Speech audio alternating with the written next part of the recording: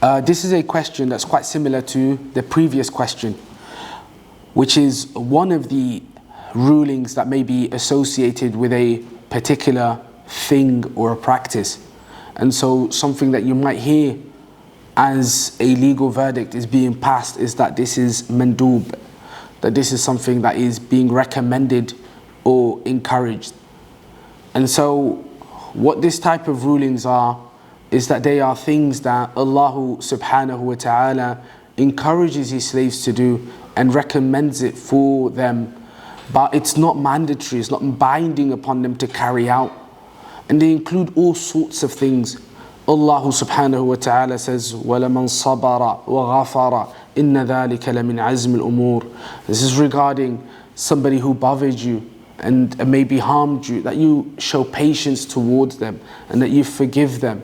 And so this isn't mandatory, this is something that is encouraged. This is something that is encouraged, and so it's recommended without it being obligatory.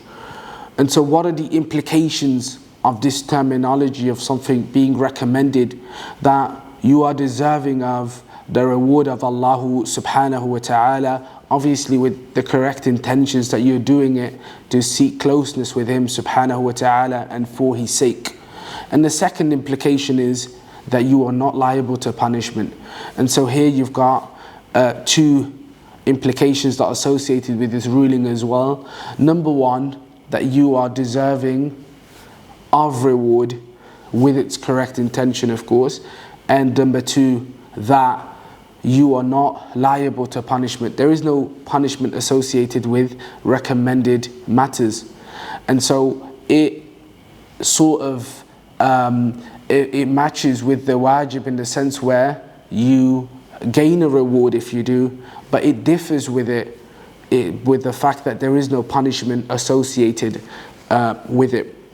Other such terms that are used similar to this term are things like mustahab, that you might hear that this is mustahab, or this is sunnah, or that this is a tatawwu', or a ta'ah, an act of obedience to Allah subhanahu wa ta'ala, or a nafl, or a form of taqarrub, something where you gain closeness to Allah subhanahu wa ta'ala, or ihsan, or qurbah, or even al-muraghab fi, that this is something that is highly encouraged in our religion. All of these type of things all go to show that you are rewardable if you do, but there is no punishment associated with this action if you choose to leave it off.